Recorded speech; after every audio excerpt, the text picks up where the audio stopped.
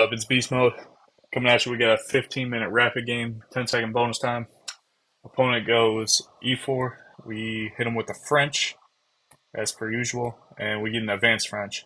So we yuck our pawn to c5, play c3, bring the knight out.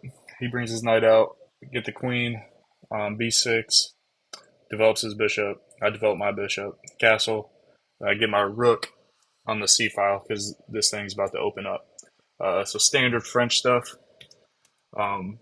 Plays a3. So I just take this pawn right here, and now my rook's on an open file.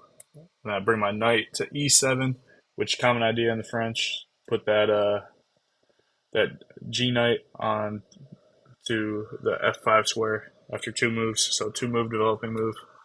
I get it there, and he brings his knight down to b5, which doesn't really do anything.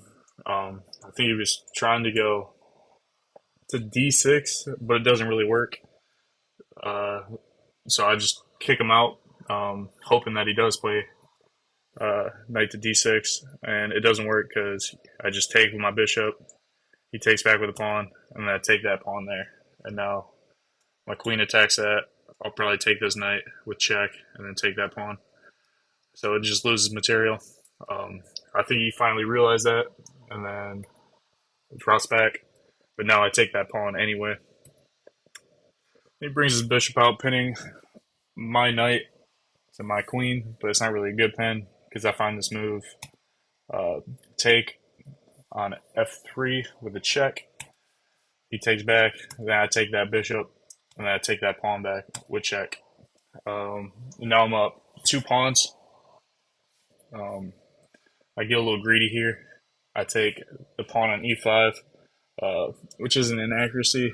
I need to probably develop one of my other pieces instead of just running around with my queen. But I got greedy and plays rook to e1. So I drop my queen back, and he's going to win one of the pawns back at least because he can actually take the pawn on d5, which he does. He finds. So now I figure I'll just trade off material here. Doesn't take the bishop trade. So I take that gladly.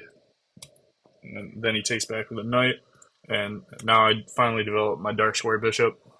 And now this knight is actually hanging because this pawn is no longer pinned.